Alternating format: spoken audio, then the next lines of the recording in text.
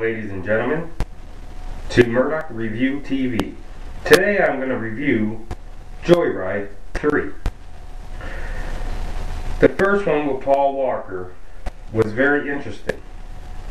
There was some killings, there was some bizarre stuff, kind of creepy and sometimes. Part 2, the killings in part 2 of Joyride was pretty good. I liked it. I just didn't like the acting. The acting was pretty poor. Part 3 was actually one of my favorite of all of them. The way they were killed, it was in the beginning of the movie there was two junkies and they ran out of drugs because they were having sex, and they get up on a CB, handheld CB, and they shot for a truck driver. And then Rusty Nail comes back again, and they have him meet at the hotel where these junkies are going to rob him and take his money. Well, not knowing that he is a killer, so they invite Rusty to the hotel. First thing Rusty does is grab the hold of the guy before he can even club him. So they take him to his truck and tie him up to his truck with chains.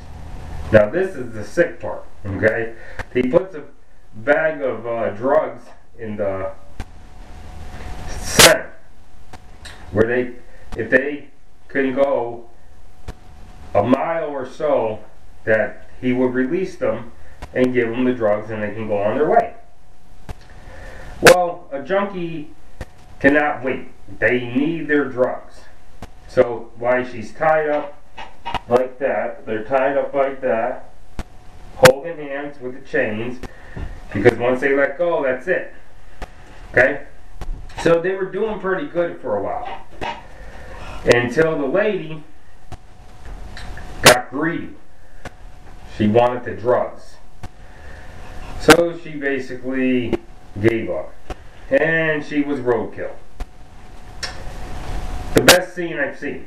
That was the best scene. I mean, there was more scenes that was good in that movie, and good killings. I liked the one killing where the guy his head was underneath the trailer, and Rusty Nail basically was crushing his head, which that was pretty cool too. And the other kid, his face was all crushed in, so that was pretty cool too, to see that. The reason I really liked this movie was because of the way they made it. They didn't make it like the first one or the second one. They didn't use the same actors as the killer as the first one.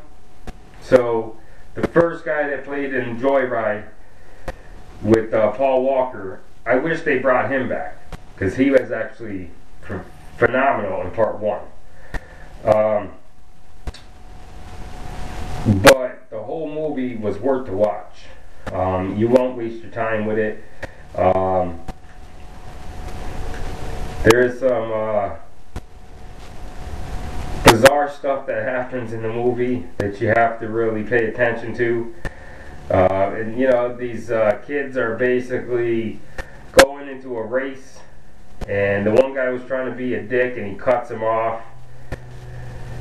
And that's how it all starts.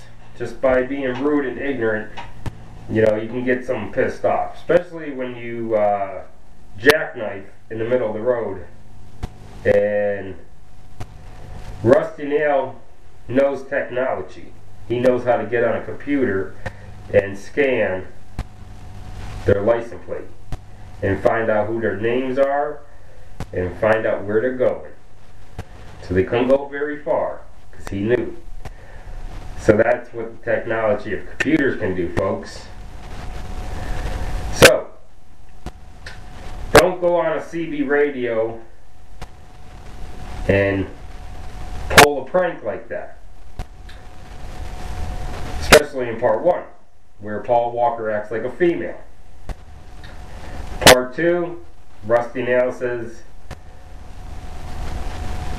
You have something of mine, I want something of yours. And part 3 is straight up brutal killing. Non-stop. Because the guy cuts him off. So it had nothing to do with the CB that I'm talking. Like how the first one was and the second one was. So they were all kind of switched up differently. But if you enjoy this movie, like this video and share this video. If you did not like this movie, dislike this video. And leave your comments below of what you liked about Joyride 1, Joyride 2, and Joyride 3.